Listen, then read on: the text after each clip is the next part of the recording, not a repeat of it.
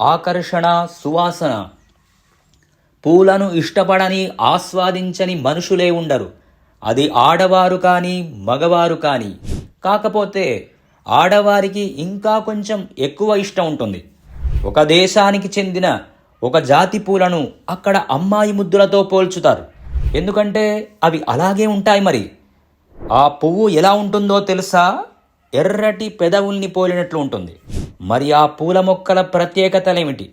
ఎక్కడ పెరుగుతాయి? పాలికోరియా ఎలాటా లేదా సైకోట్రియా ఎలాటాగా పిలిచే ఆ పూల మొక్కలకు సంబంధించిన మరిన్ని విశేషాలు తెలుసుకుందాం. అలాగే ఆ పూలతో ఎలాంటి ప్రయోజనాలుంటాయో, వాటిని వేశ్యలతో ఎందుకు పోల్చుతారో పరిశీలిద్దాం. ఆ పూలకు ప్రేమికుల రోజుకు సంబంధమేంటో మనం ఇప్పుడు తెలుసుకుందాం.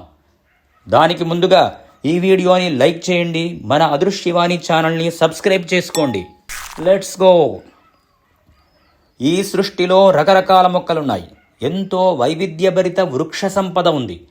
ఏ మొక్కలు చెట్లకైనా పూలు ఎంతో అందాన్ని ఇస్తాయి. ఆ రంగురంగుల పూలను చూసి తేనెటీగలు తేనె కోసం వచ్చి వాళ్తాయి.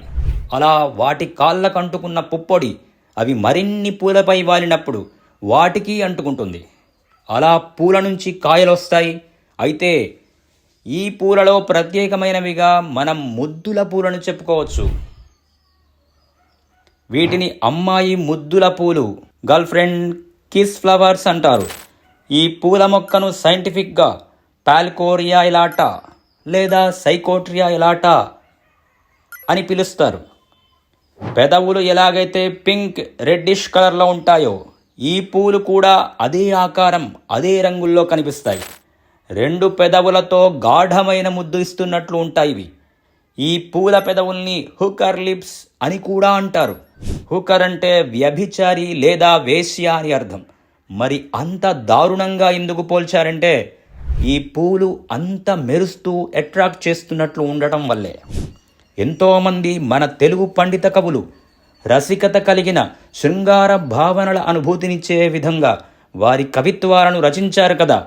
మరి అలాంటప్పుడు అటువంటి స్వీట్నెస్ని ఆస్వాదించడంలో తప్పు లేదు కదా. హాలీవుడ్ నటి ఏంజెలినా జోలీ పెదవులు కూడా ఇలాగే ఉంటాయని చాలామంది అంటుంటారు. ఈ సైకోట్రియా మొక్కల్లో 2000 రకాల జాతులున్నాయి. ఇవన్నీ పూల మొక్కలే. ఈ తరహా మొక్కలు మత్తు కలిగించే రసాయనాల్ని ఉత్పత్తి చేస్తాయి. ఉదాహరణకు డైమెథిల్ ట్రిప్టామైన్ అనే రసాయనాన్ని ఇవి విడుదల చేస్తాయి. ఈ కెమికల్ని అమెరికా, యూరప్ దేశాల్లో దైవ సంబంధమైన కార్యక్రమాలకు మరియు మందుల తయారీలో కూడా వాడుతారు. ఈ ఎర్రటి పెదవుల పూలకు జీవితకాలం చాలా తక్కువే. ఈ పెదవుల మధ్యలోంచి తెల్లటి పూలు వస్తాయి. అవి వచ్చాక పెదవులు రాలిపోతాయి. ఆ తర్వాత కోడిగుడ్డు ఆకారంలోనే ఉండేటువంటి బెర్రీస్ అని కాస్తాయి. అవి మొదట గ్రీన్ కలర్లో, తర్వాత బ్లూ లేదా బ్లాక్ కలర్స్లోకి మారతాయి. ఈ పూల మొక్కలు ఎక్కడ పడితే అక్కడ పెరగవు. వీటికి ఖచ్చితమైన వాతావరణం అవసరం. కొంత వెచ్చగా, కొంత ఉక్కగా, కొంత తేమతో కూడిన వాతావరణం ఉండాలి. నీడలో ఇవి బాగా పెరుగుతాయి. ఎండలో ఈ మొక్కలు దెబ్బతింటాయి. ఈ మొక్కలు ఎక్కువగా దక్షిణ అమెరికా వర్షాధారిత అమెజాన్ అడవుల్లో పెరుగుతాయి. ఈక్వెడార్, కోస్టారికా, పనామా, కొలంబియాలలో ఉన్నటువంటి వాతావరణం వీటికి కరెక్ట్గా సెట్ అవుతుంది. వాలంటైన్స్ డే నాడు ప్రేమికులు గులాబీ పువ్వులు ఇచ్చుకుంటారు. మధ్య అమెరికా ప్రజలు మాత్రం పూలతో ఉన్న ఈ మొక్కలను గిఫ్ట్గా ఇస్తారు. వాటిని ఇవ్వడం ద్వారా తమ యొక్క ప్రేమను తెలుపుతారు. కొంతమంది తమ ఫ్రెండ్స్కి కూడా వీటిని గిఫ్ట్గా ఇస్తూ ఉంటారు. ఈ మొక్కల ఆకులు మరియు బెరడును గుజ్జుగా చేసి చర్మానికి రాసుకుంటే దద్దుర్లు తగ్గుతాయి. దగ్గు, ఆస్తమా వంటివి కూడా తగ్గుతాయని, వాటికి చాలా పనిచేస్తుందని చెబుతున్నారు.